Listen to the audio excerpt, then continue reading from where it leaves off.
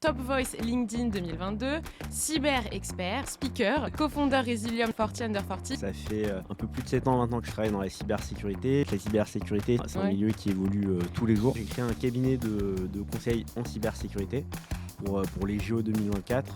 Assez confidentiel. C'est génial parce que tout est confidentiel. Oui, c'est un marché qui est ultra porteur. T'as du travail pour les 50 prochaines années. Je vois que vous avez le permis que depuis un mois. J'ai passé un entretien d'embauche. Je traverse la rue, je vous en trouve. You're fired. Ça fait 3 stagiaires que je recrute qui ne sont pas à la hauteur de mes attentes. J'ai entendu. Pas de faire reculer.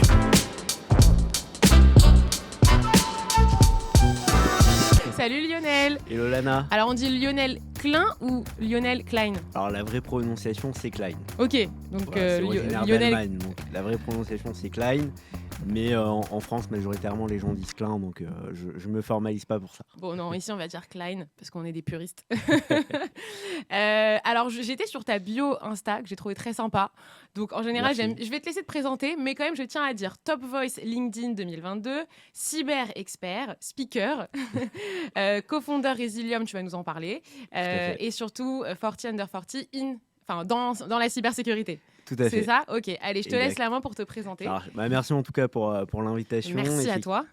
Effectivement, je suis Lionel Klein. Ça fait un peu plus de 7 ans maintenant que je travaille dans la cybersécurité. J'ai commencé en tant que consultant fonctionnel. Mhm, On y reviendra parce qu'il y a 2 aspects Ouais. dans la cyber. totalement. Donc moi, c'était plutôt la partie fonctionnelle en tant que consultant.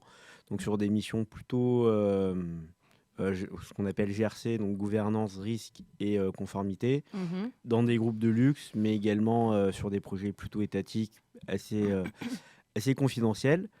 Ensuite, je suis passé sur la partie business, où là, j'étais account manager dans un cabinet de cybersécurité. Donc, tu as vendu, on va dire, on peut dire que ça nous Voilà. soit plutôt sur la partie commerciale pour ceux qui ne sauraient pas ce que c'est account manager. Suite à ça, j'ai créé un cabinet de conseil en cybersécurité, où là, on a accompagné certains clients sur la sécurisation pour les JO 2024, encore une fois, sur une partie assez confidentielle. Donc, je ne peux pas dévoiler. C'est génial parce que le tout est nom du- confidentiel.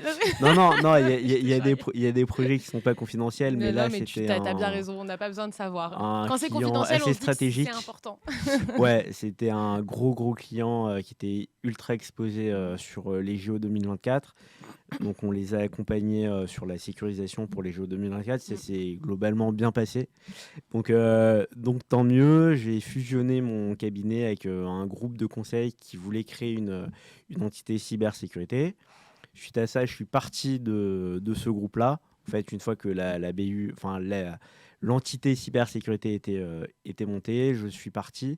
Et j'ai cofondé Resilium, avec un ami et du coup associé qui s'appelle Jonathan Tayeb et une troisième personne. Aussi un ami avec qui j'ai bossé, et ça, Voilà. on l'a découvert au fur et à mesure, donc trop sympa. Tout à fait. Et une Salut troisième- John. Je rigole. Et j'ai quitté la partie opérationnelle de Resilium et je suis toujours au board, donc j'ai des échanges assez réguliers avec notre ami John. Ouais. Bon, j'espère que tout le monde a Voilà. suivi. Moi, ce que je retiens, tu vois, je suis recruteuse et j'entends, et alors je viens de la psy, alors en psycho, on écoute, puis après on prend du recul, on se dit, attends, comment il est en train de dire les choses? Moi, ce que je ressens, c'est que du coup, on en a parlé, tu as 33 ans, C'est donc ça. tu es super jeune, tu as fait plein de choses, beaucoup de réussites, beaucoup de jump, de sauts, de mouvements. Et c'est ça ce que j'entends, ce que je retiens quand je t'écoute parler, c'est qu'il y a beaucoup de projets, beaucoup de changements. Et j'ai l'impression que là, de ce que j'ai pu comprendre, il y a encore de nouveaux projets qui vont arriver, de nouveaux changements qui vont arriver. Qu'est-ce qui fait que tu n'arrives pas à rester en place? C'est dans ta nature? C'est quoi le truc? Non, tout à fait. Il y a beaucoup de projets. Alors après, c'est aussi des affinités. Typiquement, quand j'ai décidé de quitter mon poste de account manager, donc la partie vraiment commerciale, pour créer mon entreprise, il y a aussi une volonté entrepreneuriale. Mhm. Ensuite, je l'ai fusionné avec un groupe. Après, j'étais pas forcément aligné avec des associés de ce groupe-là. Donc je suis parti. J'ai créé Resilium, c'est une start-up. Enfin, cofondé Resilium, c'est une start-up. Ça déroule. J'avais un autre projet. C'est vrai que moi, je viens plutôt de la partie vraiment consulting. Resilium, c'est plus du produit, puisque c'est un logiciel. Donc, c'est complètement différent. Donc c'est vrai que c'était pas forcément, enfin voilà, c'est hyper intéressant et etc. Mais c'était pas forcément ma place. Donc voilà, encore une fois, je reste au board, mais c'était pas là où je m'éclatais le plus. Donc voilà, donc là aujourd'hui j'ai d'autres projets également. L'idée c'est aussi d'essayer de monter des projets. Donc la fibre entrepreneuriale, alors on Prends le peut dessus. aussi intrapreneurial quand Ouais. on fait partie d'un groupe, mais c'est assez intéressant et ça permet aussi voilà, d'avoir un spectre un peu plus large. Donc ouais, j'ai un peu la bougeotte. C'est vrai qu'il faut de la stabilité, mais Alors attends, il y a pas il faut, hein. Moi je suis comme toi, hein, j'ai la bougeotte aussi, hein, donc mais je c'est vrai que comprends voilà, totalement. il y a pas mal de projets. En fait, la cybersécurité, c'est un Ouais. milieu qui évolue tous les jours. Mais j'allais te demander en fait comment est le marché de la cyber en ce moment, parce qu'il y a beaucoup, je vois des écoles sortir. Moi-même, j'ai été sollicitée par une école professionnalisante, une école, hein, voilà, on va pas dire de bêtises, qui forme sur les métiers de la cyber. Euh, c'est un secteur qui se développe beaucoup. Comment il est ce marché? Est-ce que ça recrute? Est-ce qu'il y a de l'avenir? Est-ce qu'il faut se former en cyber? Rapidement, un petit état des Alors, lieux. ouais, alors, oui, c'est un marché qui est ultra porteur. Moi, quand j'ai fini mes études, je suis rentré dans le premier cabinet de cybersécurité qui m'ont formé. D'ailleurs, je suis resté 3 ans Mhm. chez eux, qui s'appelle B-Secure, avec qui j'ai encore de très bons contacts.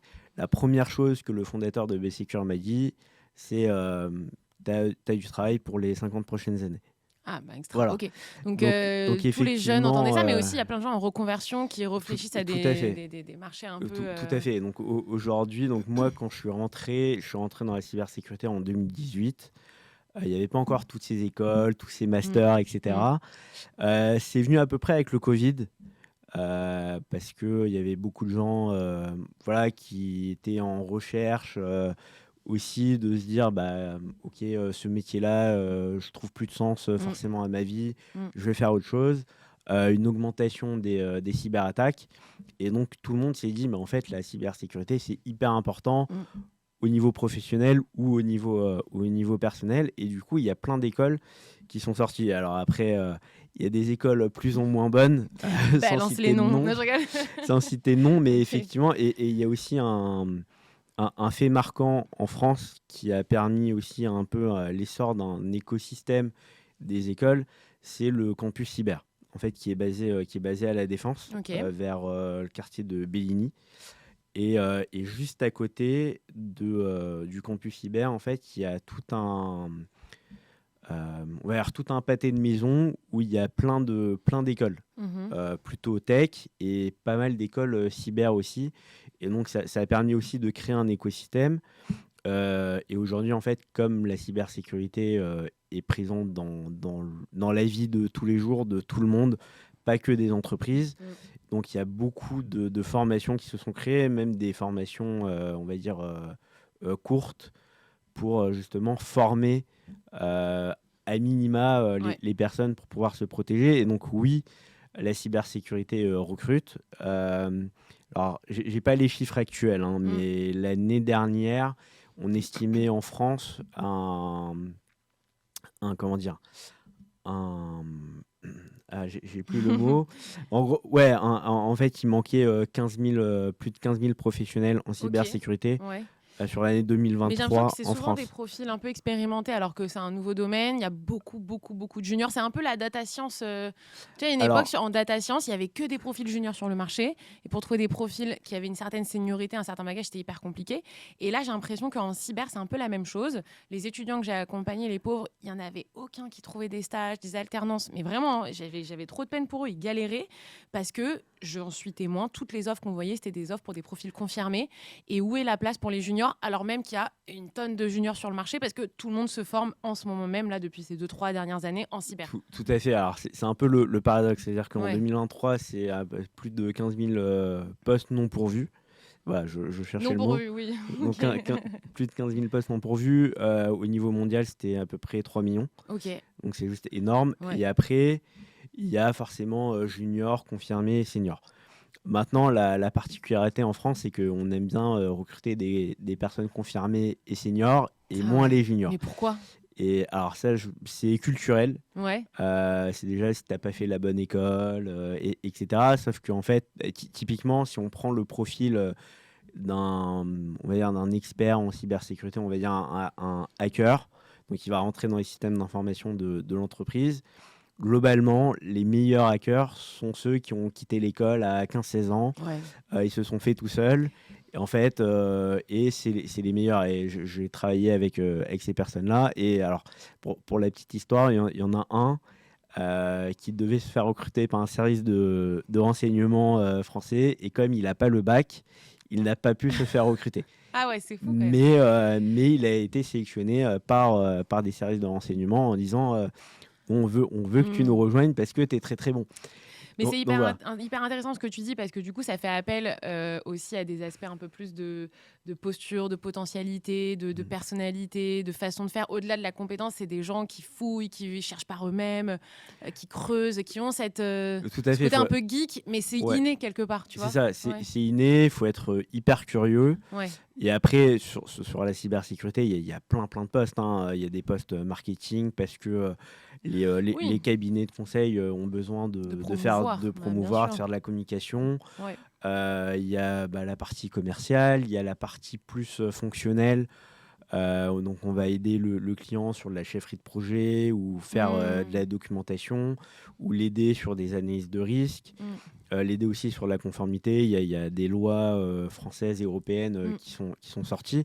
Donc, c'est un peu le paradoxe français, c'est de dire, OK, on a besoin de plus de 15 000 personnes, mais on ne veut pas forcément recruter des juniors. Alors après, les grosses boîtes type Wavestone, Ouais, forme. Sopra, Capgemini, eux ont la capacité de pouvoir absorber des juniors, Ouais. de les former, de les placer C'est en ça. mission, de les faire monter en compétences. Mais un cabinet, on va dire, je sais pas, de 50 personnes, Ouais, qui démarre et qui doit qui- faire son. voilà, il va pas forcément avoir son le trou temps un peu dans le de, marché. ouais, Il va pas avoir le temps le d'avoir temps des de profils. former C'est ça.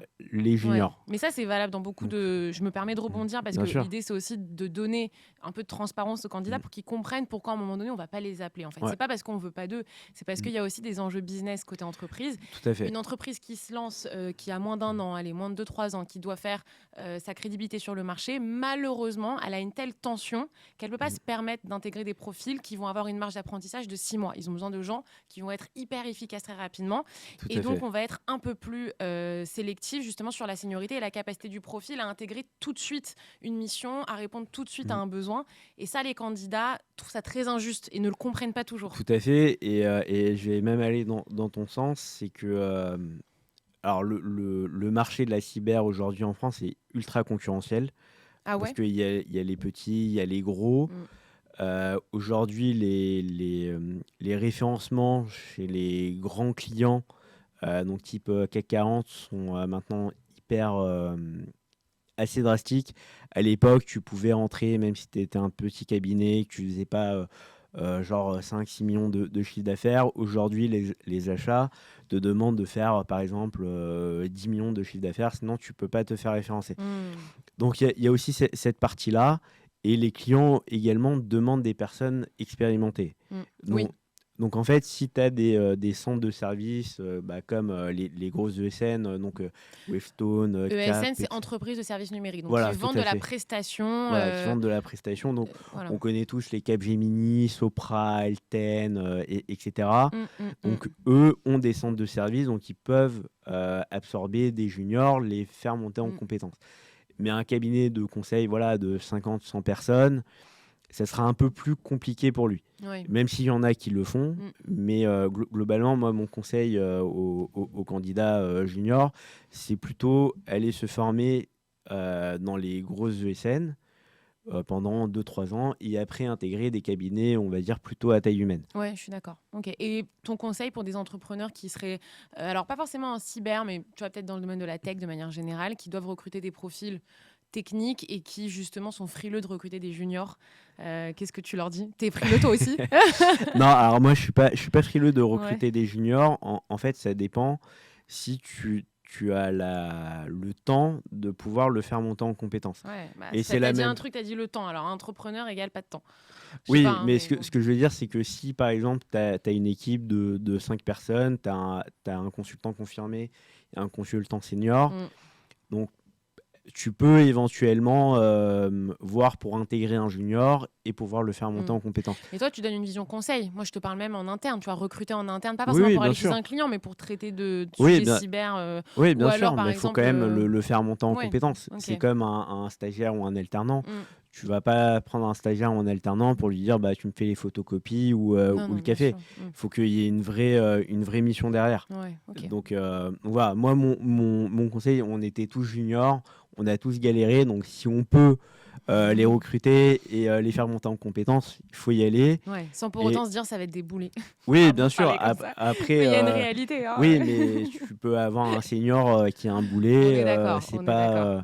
Voilà, après, ça, c'est l'humain. Ça Donc, gagne bien la cyber. Tu gagnes ta vie en cyber ou pas? Est-ce que tu fais Alors, de l'oseille? alors en fait, oui, tu peux très bien gagner ta vie.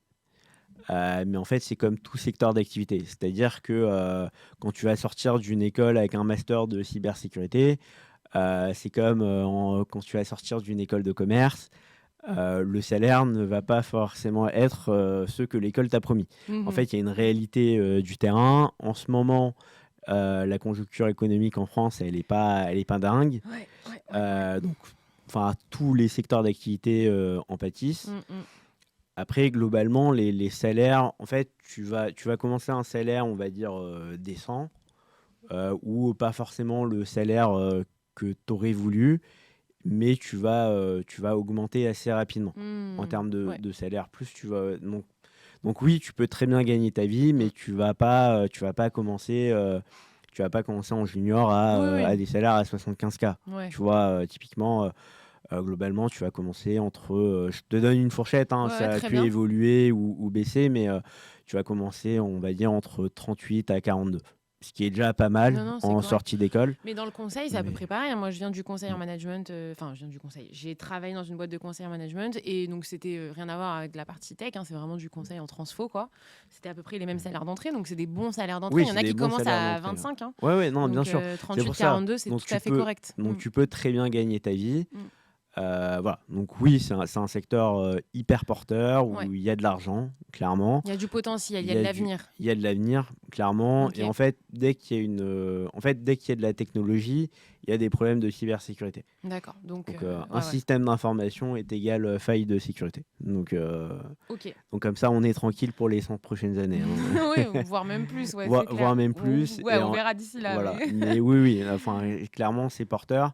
Et c'est porteur au niveau même international. Donc, s'il y a des personnes qui se disent Ouais. ok, moi, je suis expert en cybersécurité, mais j'ai envie de partir, je sais pas, au Canada, aux États-Unis, en Chine ou peu importe. Oui, il y aura des opportunités. Ok. Hyper intéressant. Alors, ça m'a fait tilt en fait. Je me dis, mais comment j'y ai pas pensé? Tu as parlé du recrutement en ESN. Donc, moi, j'ai appris le métier de recruteuse dans une ESN assez connue qui s'appelle Kerus, Oui, qui était tout à fait. spécialisée en data digitale. Donc, moi, je sortais de la psycho. J'avais fait ma licence de psycho. Je comprenais rien à rien. Enfin, c'est pas vrai, je comprenais pas rien à rien. Mais on m'a dit, tiens, bah, vas-y, source-moi des profils qu'on appelait BI à l'époque. Aujourd'hui, on va dire que c'était des profils plutôt data. Et donc, j'ai appris vraiment le métier et de recruteuse et aussi tout cet univers un peu tech chez Kerus. Et en fait, je me suis rendu compte que le recrutement en ESN, c'est quand même un type de recrutement hyper particulier. Toi-même, tu viens des ESN. Tout à fait. Et est-ce que tu as été amené à recruter ou pas dans ton parcours? Alors, dans mon parcours, oui, j'ai été amené à recruter. Alors, après, dans les ESN, tu as aussi. Enfin, nous, en fait, on était.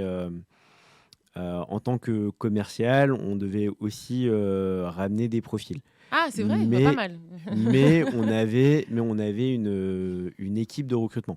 Oui. C'est-à-dire que nous, on envoyait Ouais. les profils, mais on faisait un premier filtre, une Pour première expliquer qualification. un peu la différence, tu vois, avec ceux qui nous écouteront, c'est que souvent, en fait, la particularité d'une ESN, c'est qu'elle a son business repose sur les missions qu'elle vend et les C'est ça, profils qu'elle a à tout à fait. disposition.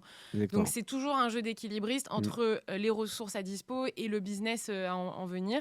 Et du coup, pour répondre à ça, il y a des équipes commerciales qui vont aller chercher du business, mais ils ont aussi internalisé des sortes de cabinets de recrutement C'est ça. internes où on va chasser, où on va faire, on va aller poster des offres, un truc vraiment le cabinet de recrutement classique interne, Exact. hyper proactif avec des recrutements en continu. C'est pas, on t'appelle, tiens, l'équipe marketing a besoin de nouvelles personnes. C'était des recrutements vraiment en continu. Et Ah, on c'est était tout le temps. et moi, j'étais objectivée à la signature, donc Ouais. comme un commercial. C'est-à-dire qu'en fait, voilà. Et c'est vrai que c'est très différent de boîtes plus traditionnelles où en fait les recrutements se font par les équipes RH. Tout à fait. Parfois, ça peut être même être externalisé parce que c'est pas la même. Enfin, c'est pas une question de business model en fait ici. Ouais, bien, Voilà. bien sûr. En fait, tu as une opportunité. Il faut faire matcher l'opportunité avec le profil. C'est ça. Donc nous, on avait des recruteurs en interne. Donc on avait toujours des nouvelles recrues qui arrivaient. Ouais. Mais on était aussi force de proposition. Donc typiquement, moi j'ai fait recruter des consultantes cybersécurité, donc plutôt partie fonctionnelle. Ouais. Combien de profils t'as recruté à peu près Alors moi j'ai fait recruter 3 profils quand j'étais commercial sur la partie luxe, dont un profil assez senior, directeur de programme, parce qu'en fait je gérais aussi, on faisait partie d'un consortium de 4 cabinets de cybersécurité qui faisaient tous les analyses de risque pour les ministères. Ok. Donc ça c'était un appel d'offres qu'on avait gagné et donc Et donc, tu as recruté la ressource pour t'en occuper. donc en fait à un moment il y avait un gros projet sur toute l'année 2024 pour des analyses de risque sur plusieurs ministères. Et donc, c'était un très, très gros chantier. Donc, il fallait un directeur de programme pour chapeauter tout ça. Ok. Et donc, j'ai recruté ce directeur de programme. Tu as l'air très fier de ce recrutement. Ouais, il était... parce que cette mission-là était assez touchy. Ouais. En fait, le consortium a été contacté par l'Agence nationale de la sécurité des systèmes d'information. Donc, nous, on était référencés chez eux via ce consortium-là. Et donc, ils nous ont dit, on a besoin de cette mission-là. Et donc, c'était des gros ministères. Hein. Il y avait 5 ministères de mémoire, mais des ministères plutôt, on va dire, régaliens. Et donc, c'était pas mal de travail. Et en fait, j'ai fait ce recrutement-là. La mission a démarré et après, je suis parti de l'ESN. Sympa, Mais, tu leur as laissé un beau cadeau. Mais ouais, Bon mais recrutement. c'était sympa. Alors la question c'est le est-ce que t'es bon en recrutement ou pas toi? Est-ce qu'on doit être bon en recrutement pour être bon entrepreneur? C'est aussi ça, tu vois, la question. Alors oui, parce qu'en fait, il faut savoir bien s'entourer. Ouais. Et je rebondis sur ce qu'on disait un petit peu avant, c'est qu'en fait, quand tu viens de lancer ton entreprise, notamment ton cabinet de conseil en cyber, et que tu veux te faire une place, tu es obligé de prendre un peu des stars qui vont pouvoir on va dire, te sécuriser ton client. Oui. Mais Donc, du coup, ça va un peu à l'encontre de on prend des juniors pour les former. et les oui, accompagner. mais je parle vraiment, Ouais. vraiment le tout début. Ouais, Tu vas pas recruter un junior, mais Non, on va dire évidemment. les 10 premières personnes. Mais donc oui, il faut savoir bien s'entourer, il faut savoir recruter. Et encore une fois, quand tu es entrepreneur et que tu crées ton cabinet de conseil, en fait, tu as une mission. Cette mission, il faut que tu places une personne. Donc, en fait, il faut que tu aies une base de profil. Donc, typiquement, pour la petite histoire, moi, j'avais été, justement, quand j'avais fusionné mon cabinet de conseil, j'avais été objectivé sur une dizaine de recrutements par semaine C'est ça. pour pouvoir avoir des CV en stock. C'est on horrible va à dire, mais j'allais dire du stock. Mais parce ouais. qu'on vend de la Tu vends de la matière prestation grise, humaine, on donc, vend de ouais. la prestation humaine, exactement. fait. Et donc, ton stock.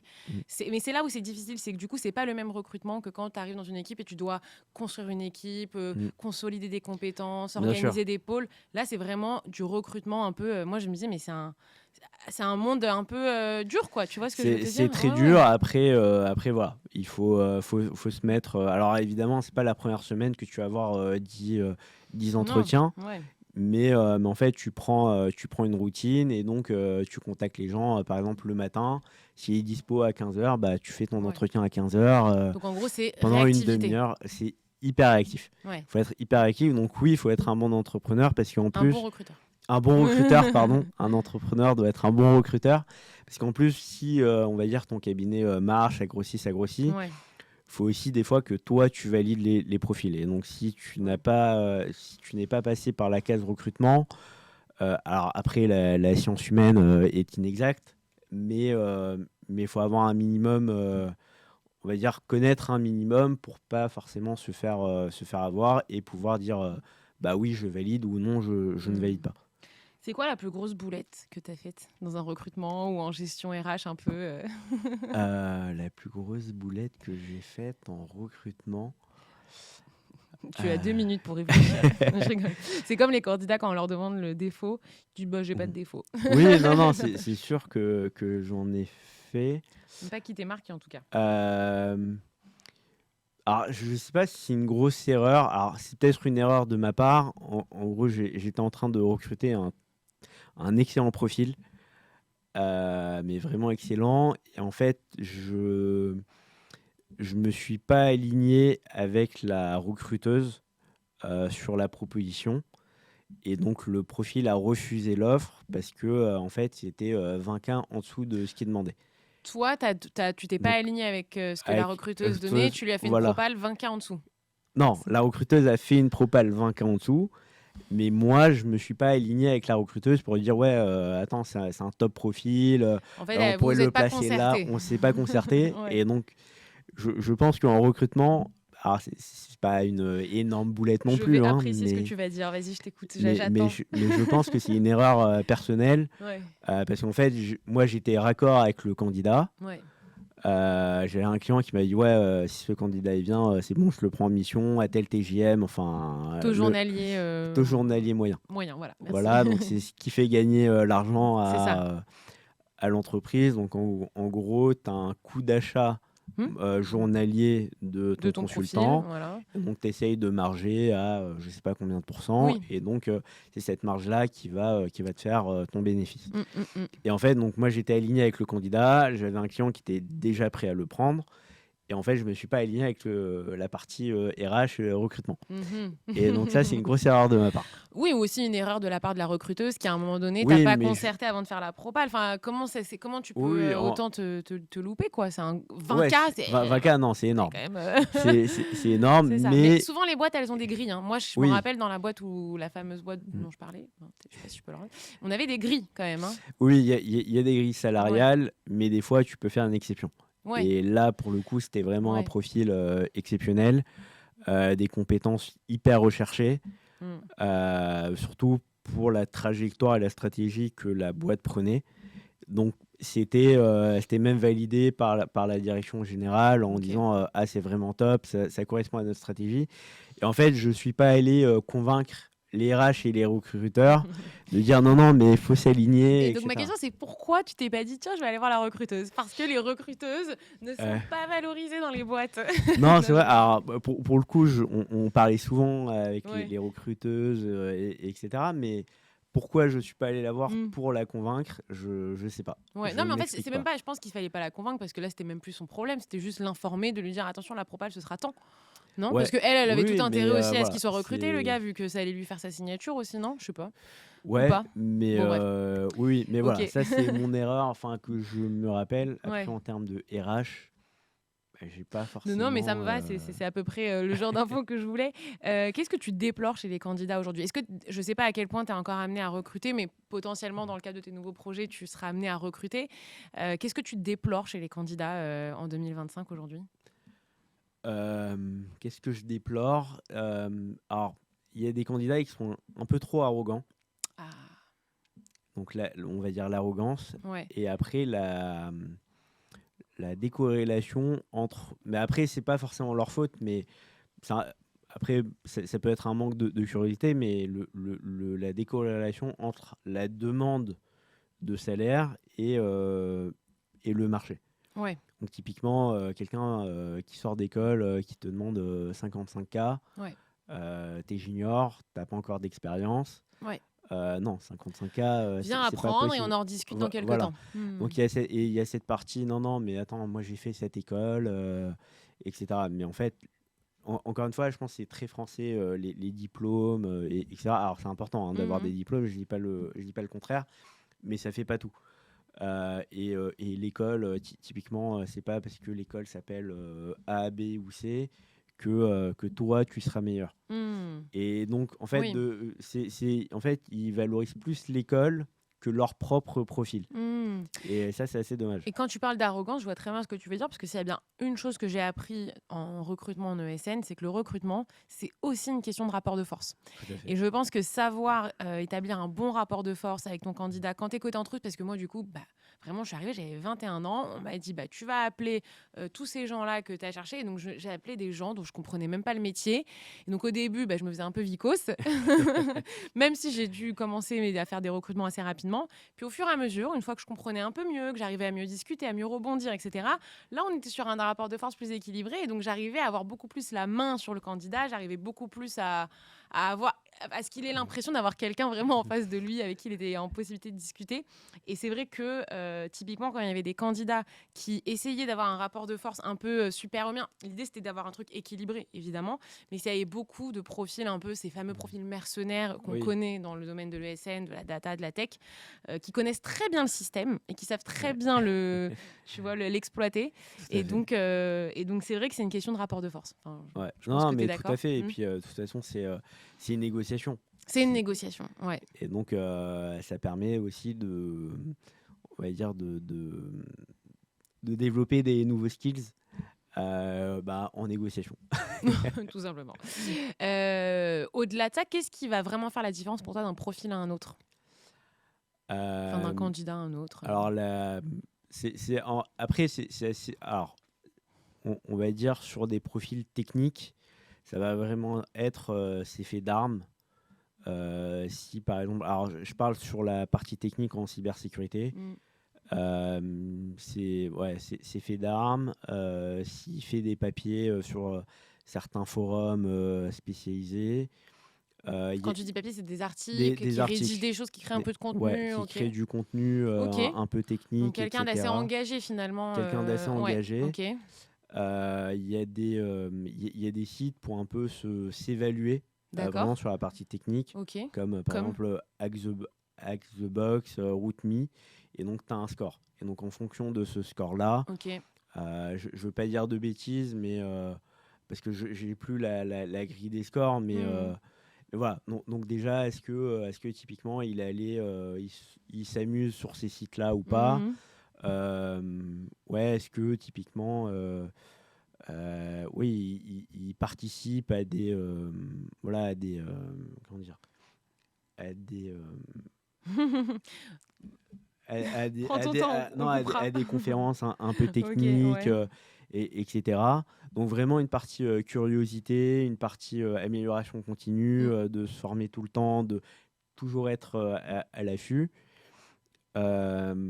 Quelqu'un qui est pas arrogant. La technologie, elle évolue tous les jours, vraiment tous les jours. Donc dire non, mais moi je connais machin, ça j'ai pas besoin de faire, etc. On sait que ça sera pas la bonne personne. Et aussi quelqu'un qui veut transmettre. Justement, on parlait la partie sur les juniors. Et en fait, une personne qui dit moi j'ai aujourd'hui tel niveau. Mon objectif, c'est par exemple donner certains cours dans des écoles ou pouvoir former les juniors qui sont dans l'entreprise.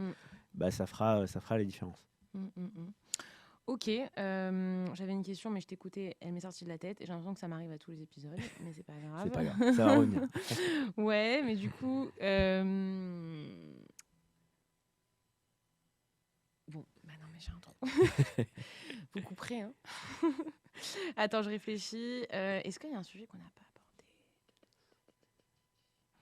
abordé? Merde. Ok. Ah oui, voilà, c'est ça ce que je voulais dire. C'est bon. Sur la partie employabilité.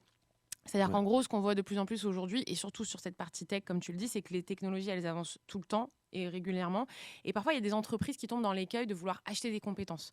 Ce que je peux entendre, mais finalement, c'est que sur ces métiers-là, déjà, le candidat doit être apte à maintenir son employabilité, se former, être en veille permanente. Et je pense que, notamment dans la cyber, c'est obligatoire.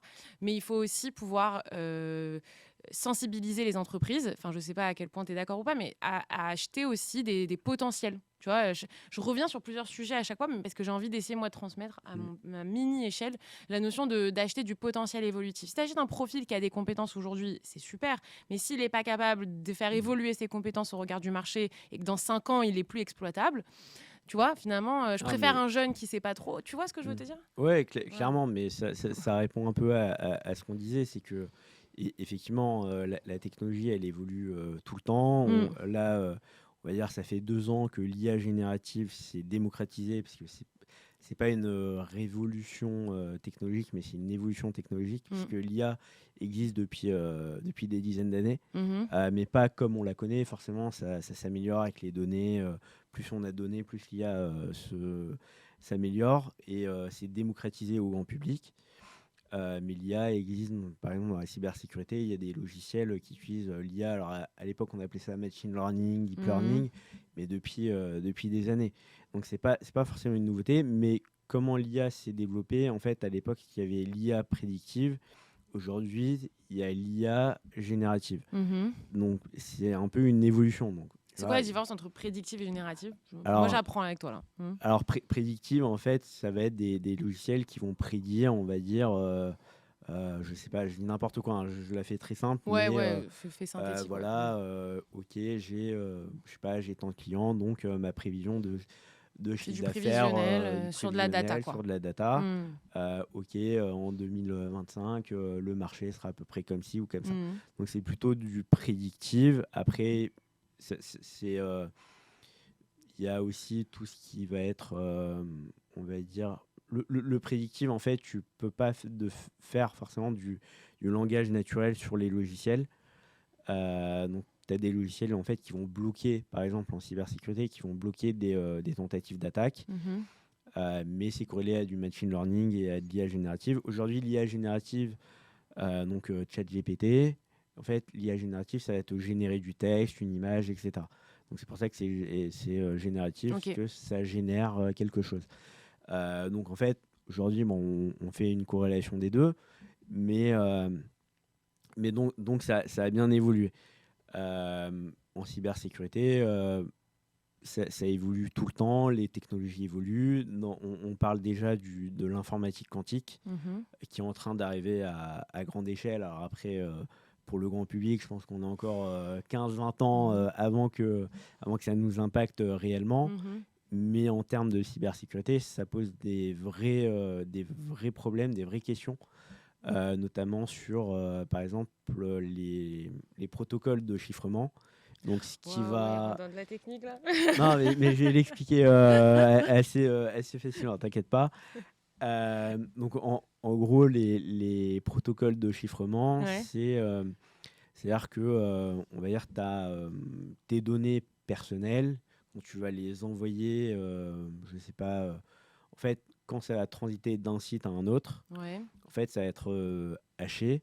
Donc, en fait, ça va être découpé. On va pas pouvoir. Putain, je suis perdue. En régie, vous suivez ou pas? En fait, on va pas pouvoir forcément regrouper tes informations jusqu'à que tes informations arrivent sur le site en question. Donc, en fait, c'est un transfert. Et une fois que c'est arrivé sur le site, ça va se regrouper. Mais donc, la personne qui a essayé d'intercepter tes données entre les deux sites, avec les protocoles de chiffrement, ça va être beaucoup plus complexe. Parce que ça va être complètement haché, etc. C'est clair, Alors, il y en a qui arrivent, mais c'est assez complexe. Maintenant, avec l'informatique quantique, en fait, ça sera beaucoup plus facilement. Ça va se faire beaucoup plus facilement. Et donc, en fait, il faut repenser tous ces protocoles-là. Parce qu'il faut les sécuriser encore plus, parce que parce que l'informatique quantique va casser ce protocole de chiffrement. Donc en fait, c'est que là, on revient à la question de départ qui était sur la notion de potentiel évolutif. C'est parce que du coup, il y a tellement de choses qui arrivent. Là, tu m'as donné plein de sujets finalement qui vont être des vraies problématiques où il va falloir s'adapter. Et donc, du coup, il va falloir que ces profils-là Et aussi compétents soient-ils aujourd'hui, Oui, vont il devoir faut être confrontés encore à de nouvelles c'est choses ça. Donc de manière infinie, quoi. voilà, donc En la fait, veille j'ai l'impression, hein, c'est un peu oui, ça. mais Grosso clairement. modo, c'est ça le message que je retiens. Oui, mais c'est C'est exactement qu'il y a ça. des galères qui arrivent, quoi. Voilà. Exactement. Mais Ouais. bon, on a les solutions, mais typiquement l'informatique quantique, ça a aussi posé des problèmes sur la partie blockchain Ouais. parce que, euh, parce que typiquement, ça sera plus facile de pouvoir, on va dire, attaquer la blockchain.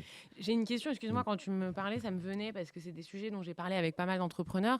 Est-ce que l'IA va vraiment remplacer certains des collaborateurs? Genre, Alors, vrai ou faux? honnêtement, alors, encore une fois, tout dépend du secteur d'activité. Je pense pas que l'IA va remplacer Je pense les, pas non plus. les collaborateurs. En fait, ça va remplacer les collaborateurs qui n'utiliseront pas l'intelligence artificielle. D'accord. Ok. Donc, en fait, tout le monde doit se former sur l'intelligence artificielle. Alors, quand on dit oui, l'intelligence artificielle, c'est pas faire un prompt sur ChatGPT, hein. Mais en fait, savoir utiliser des logiciels, savoir utiliser même ChatGPT, Quand même. il y a beaucoup de gens Mm. aujourd'hui qui ne savent pas le faire. Mm. Donc, c'est aussi important de les sensibiliser et de les former à ça.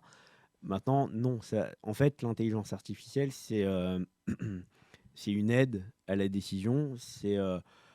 On va dire, c'est un compagnon qui va t'automatiser des tâches, etc. Mais ça Mhm. va pas te remplacer. En fait, toi, tu vas te concentrer sur des tâches à plus forte valeur ajoutée. Mais ça va pas te remplacer. Ça va Mm. t'aider dans ton quotidien. Donc non, nos métiers vont évoluer, mais ça va pas nous remplacer.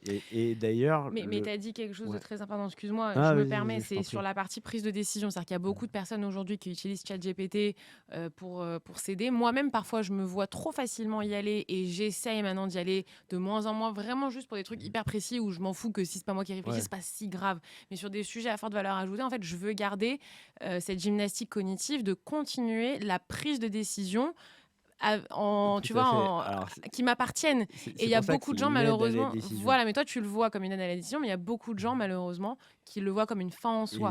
Ouais. Et tu vois, tu dis qu'il faut sensibiliser, mais moi, je pense qu'il faut sensibiliser justement à. Enfin, je sais pas, après, je suis peut-être un peu à Alors, l'ancienne. Enfin, quand je dis non. sensibiliser, c'est Ouais. dire, OK, on va vous apprendre à faire un prompt, Ok, à oui, utiliser c'est ça. l'intelligence artificielle Bah oui. générative. Mais ça ne doit pas remplacer. Aujourd'hui, je sais pas, tu es avec tes amis, etc. Tu te poses une question. Bah, en fait, le premier réflexe que les gens vont faire, c'est même pas d'essayer de réfléchir pendant 2 minutes. C'est-à-dire, attends, je demande à ChatGPT. Et trouver le meilleur Et, prompt pour que et ChatGPT génère voilà. la meilleure réponse. Mais en fait, essaye de réfléchir. Voilà.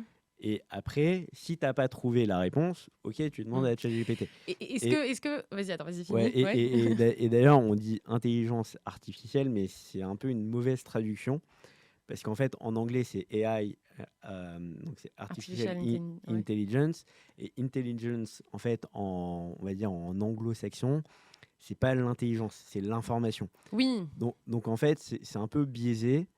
Parce qu'on dit oui, mais l'intelligence artificielle, ça va me remplacer parce que ça va devenir plus intelligent que moi, etc.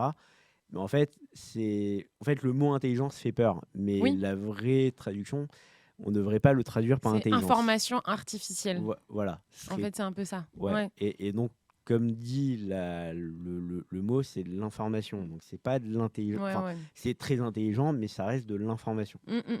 Hyper intéressant. Et justement, là où je voulais en venir, c'est qu'il y a beaucoup de clients avec qui je fais du recrutement, à qui durant le process, on va soumettre des études de cas aux candidats.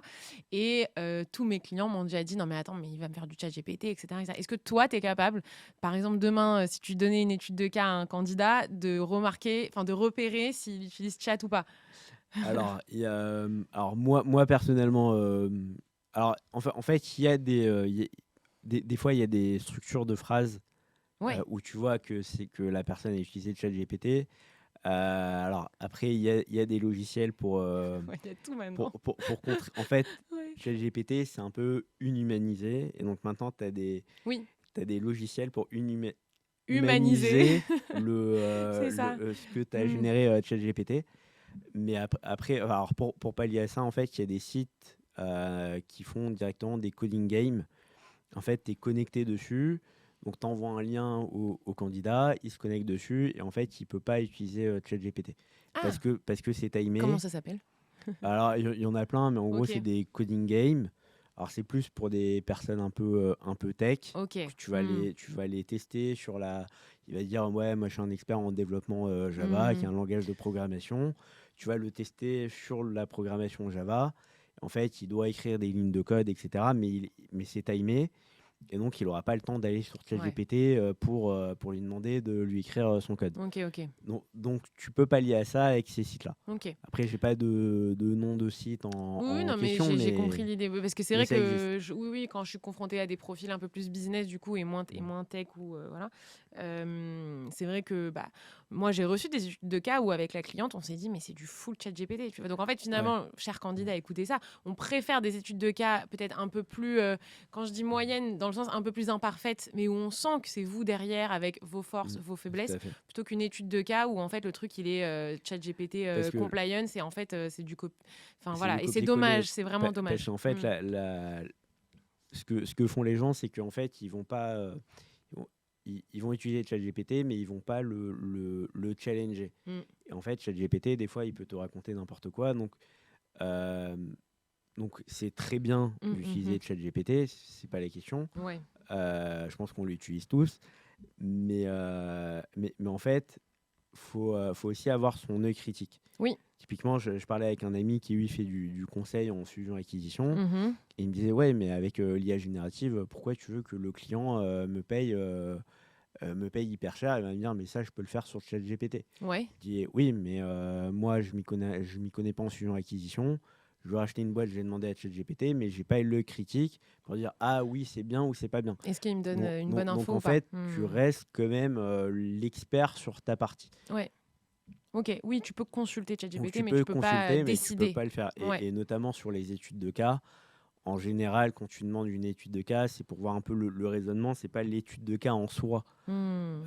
Tu vois, moi j'avais passé un process, d'ailleurs que j'avais pas mal réussi. Ah, je pensais que tu allais me C'était dire que j'avais non, raté. non, non, c'était d'ailleurs c'était pour l'inspection générale d'une banque. C'était assez flatteur parce que par rapport à mon parcours et du coup je me suis dit, bon, je le fais en challenge personnel et j'ai réussi. Mais tu comptais même pas y aller?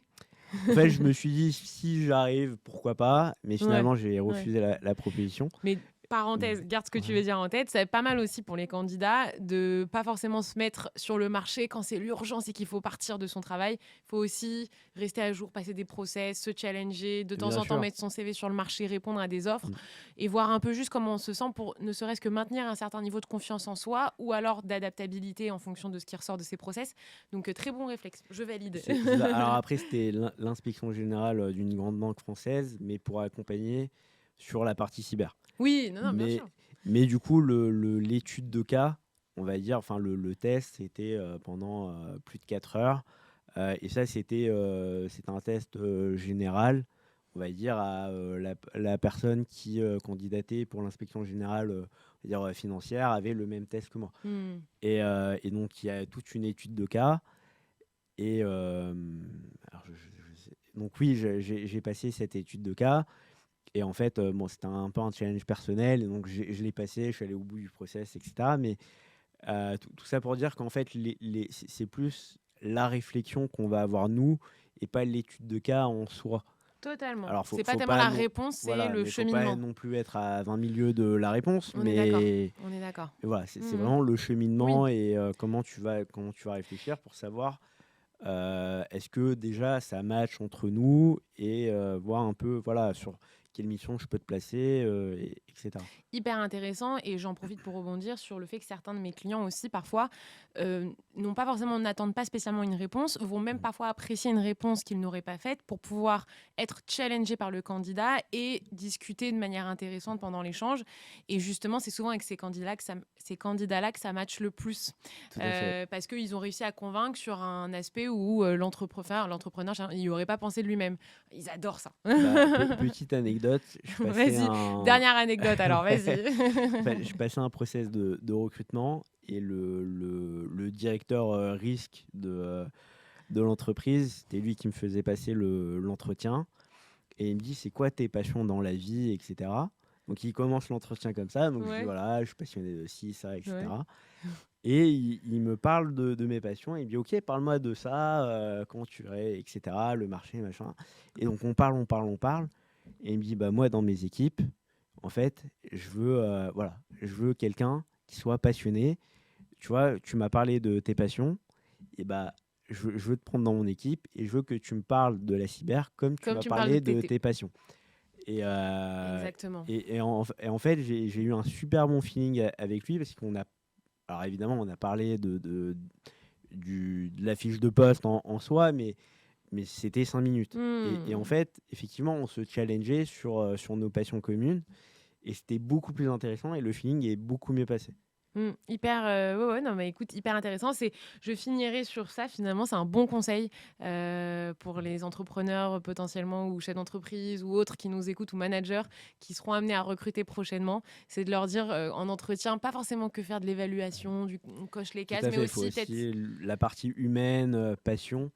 fit et ping-pong Ouais, intellectuel. tout à fait, C'est ça surtout. exactement. Ok, bah écoute, Lionel, merci beaucoup. Merci Conseil à toi. ultime pour le candidat cyber de demain. Soyez curieux, faites de la veille technologique et osez. Moi, mon premier job en cybersécurité, j'ai rencontré une personne qui avait son cabinet de conseil, donc B-Secure, et je suis un peu allé au culot. J'ai dit voilà, je viens de finir mes études, j'ai un master consulting en management, je veux faire du conseil en cybersécurité. Et il m'a dit genre, j'adore ta démarche. Il m'a dit, tu connais quoi en cyber? Je lui ai dit rien. Il m'a dit, ah, Bah j'adore. voilà, bravo, non mais super. Et donc voilà. Et donc après on a discuté, il m'a pris, il m'a formé, j'ai travaillé 3 ans chez eux et c'était génial et j'en garde un super souvenir. Donc franchement, osez, soyez curieux et faites de la veille technologique. Je ne rajouterai rien. Merci beaucoup Lionel. Merci Lana. Et hâte de voir tes projets qui arrivent bientôt. Merci, Et bon courage. Merci, à très Salut, bientôt. ciao ciao. Merci d'avoir écouté cet épisode. Si ça t'a parlé, si tu as appris quelque chose ou que ça t'a fait bouger une ligne, pense à t'abonner et à mettre 5 étoiles là où tu nous écoutes et à laisser un commentaire. C'est le meilleur moyen pour faire circuler ce podcast et donner plus de place à la transparence dans le monde du travail. Si tu veux continuer la conversation, tu peux me retrouver sur LinkedIn, Instagram et TikTok. À très vite.